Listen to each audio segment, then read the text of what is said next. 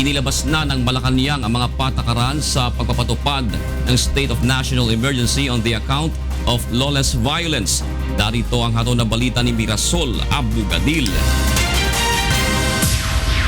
Ilang araw matapos ideklara ni Pangulong Rodrigo Duterte ang State of National Emergency on the account of lawless violence, inilabas ng Malacanang ang guidelines o mga patakaran na dapat sundin ng Armed Forces of the Philippines at National Police sa pagsupil sa anumang lawless violence at matiyak ang paggalang sa civil at political rights ng mga mamamayan. Ang 3 pahinang memorandum order ay pinirmahan ni Executive Secretary Salvador Medjaldia. Nakasaad dito ang mga sumusunod. Ang Department of National Defense at Department of the Interior and Local Government ang magtatalaga ng bilang ng puwersa ng militar at pulisyang kinakailangan upang tugunan ang pagsupil ng karahasan sa Mindanao at iba pang bahagi ng bansa. Kung kinakailangan, ide-deploy ang AFP at PNP sa mga pampublikong lugar para paigtingin ang police at military visibility tulad sa mga mall at train stations, maging sa mga pangunahing lansangan, subalit hindi dapat makapagdulot ang deployment ng alarma sa publiko.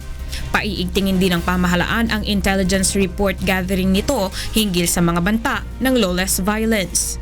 Ang Department of Justice naman ay inaatasang makipag-coordinate sa PNP at iba pang law enforcement agencies hinggil sa mabilisang investigasyon at prosekusyon sa mga tao o grupong sangkot sa paghahasik ng karahasan at kaguluhan. Hinihiling naman ang pakikiisa ng lahat ng lokal na pamahalaan sa pagpapatupad ng Memorandum Order hinggil sa deklarasyon ni Pangulong Rodrigo Duterte na State of National Emergency on Lawless Violence. Muling binigyang diin ng Malacanang na walang suspensyon sa anumang civil at political rights ng mga mamamayan sa pagpapatupad nito.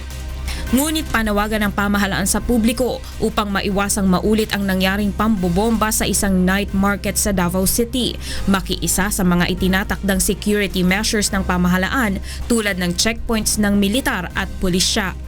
Ang military at police checkpoint ay limitado lamang sa visual search at hindi pwede sa malawakang pagsasaliksik ng sasakyan. Siguraduhin rin na laging dala ang mga kinakailangang dokumento tulad ng lisensya at vehicle registration papers. Mirasol Abugadil, UNTV News and Rescue, Quezon City.